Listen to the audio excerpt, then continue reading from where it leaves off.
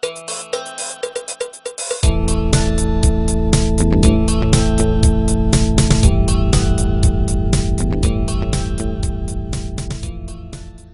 me, still Joseph, still recording in progress. Thanks to the little Zoom lady, still listening to Marshall Crenshaw. You may have noticed I'm wearing the same sweatshirt for the past 3 episodes because I'm recording them all in one day because I can do that kind of thing. Because I got so many other things I need to do, I'm giving myself a break by doing this. It's important to take breaks. Give your mind something else to do. I want to talk about sensitivity readers today. The reason I want to talk about sensitivity readers is, get ready for it, I think they're bull, and it took a great deal of effort for me not to enunciate the word shit. I think they're crap for a lot of reasons. One is, and I'm speaking for myself here, you're an author writing about something that you really have no experience in, and you don't seek out those with experience in that area to validate what you've written. Susan has been an equestrian, beloved wife Susan, my partner, Princess, has been an equestrian since she was 3 years old. And I will often use horses in my stories for things, for purposes. I have her read it. I ask her questions before and after. I go through her books on the subject of horses and equine science.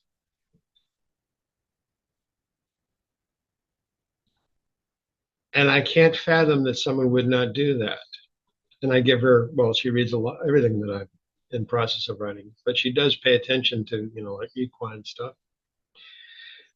She's one of those people who she can watch a TV show, a Western, whatever movie, see somebody riding into town on one horse, get off that horse, go into the bar, come back out, and that's a different horse. Of course it is. She knows that kind of stuff. Not, that's not the right saddle. That's not the way they should do it. I don't know. Okay, good. But because I want to have realism, I want things to be authentic. I want them to be good enough that if you, as a reader who knows something about horses, reads my story, you're not thrown out by the fact that I don't know crap about horses. I want you to believe, oh, Joseph knows a lot about horses because it's in here. No, Joseph doesn't. Joseph knows people who know a lot about horses and asks them a lot of questions. Is she a sensitivity reader? Or is it just that I know the limits of my experience? Some people tell me that the purpose of a sensitivity reader is to let you know that you don't know what you're writing about. If you've written something that you don't know anything about, what the hell are you doing in the game, you putz? You tell this is a touchy subject for me. I've been holding off on this one for a long time. I took a class from sensitivity readers, led by 2 people who were sensitivity readers, who their big claim was they were of a certain ethnic, racial persuasion, however you want to phrase it. For me, one of the key issues was, in one case, I was darker than they were. I was more of a person of color than they were. Okay, must be my Sicilian heritage. So I look pretty Caucasian right now.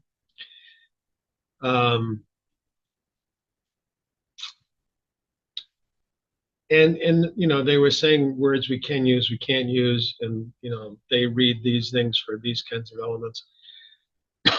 And then after spending half an hour telling the class how to be sensitive and not use certain words, they talked about writing a character who was African American and calling him Buck, which I had always been taught was a derogatory term for an African American.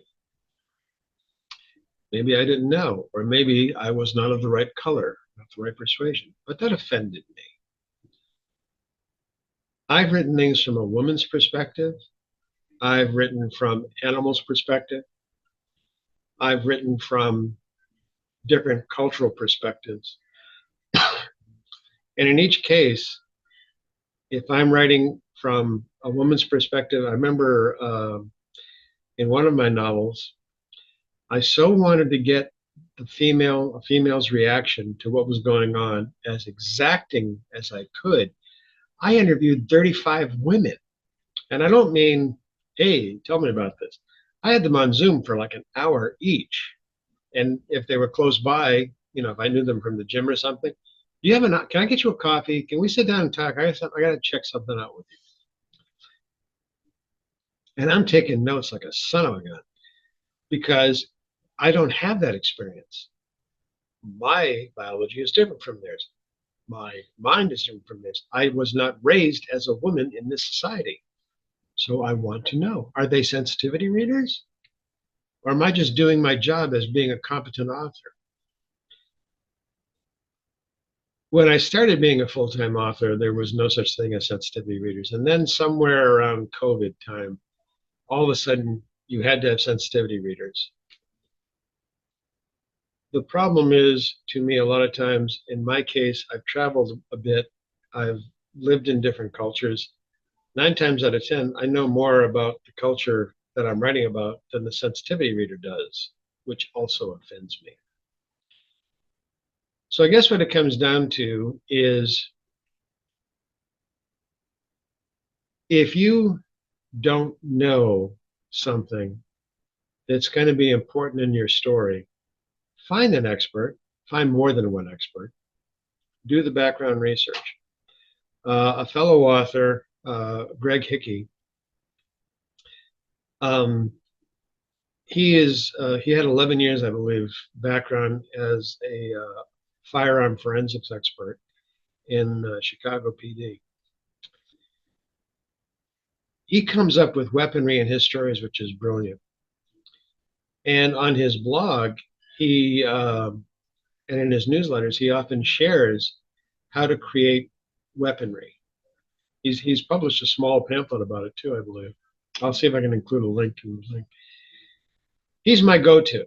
He caught errors in some of my weaponry and some of my stories.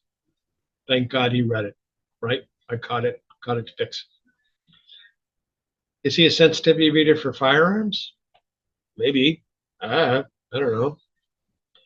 Somebody asked me to be a sensitivity reader on Southwest U.S. Native American traditions in their story. First thing I said was, I've been in those cultures. I am not a native of those cultures. I was the handiest person the individual knew. Okay, fine. I'll do what I can. And I still asked. I went back to my teachers, the people I'd spent time with in those cultures. I don't like the term sensitivity reader. I think giving your work to somebody who has expertise or cultural knowledge that you don't have is a must. When I wrote the Book of the Wounded Healers, I actually wrote it about a longtime friend who is an African American. A lot of that book is documenting his experiences, but I'm not him. And I did not want things to be obviously him. So I talked to a bunch of African American friends that I've made over the years. Would you be willing to read this? Sure. They thought it was great. They thought I did a very good depiction. And they taught me an awful lot about being African American in today's world and in the world of my book's time period. In Search, which takes place in the early 1970s, I have a gay character or have characters in gay relationships, which at the time we didn't use the term gay. However, I did ask several of my gay friends who were alive in that period, let me know what you think. They went, yeah, you got it, you did it. This is pretty much how it was. Thank goodness.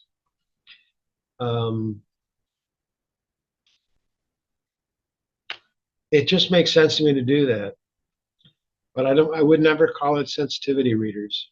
You may wish to, good for you. If you need someone to be an Italian American sensitivity reader, go somewhere else. I'm not interested. If you want me to read something you've written that has an Italian American in it who longs for the experiences he heard from his parents and he had growing up, I'm your guy, but I'm not a sensitivity reader. Take care. Talk to you later. There's the button.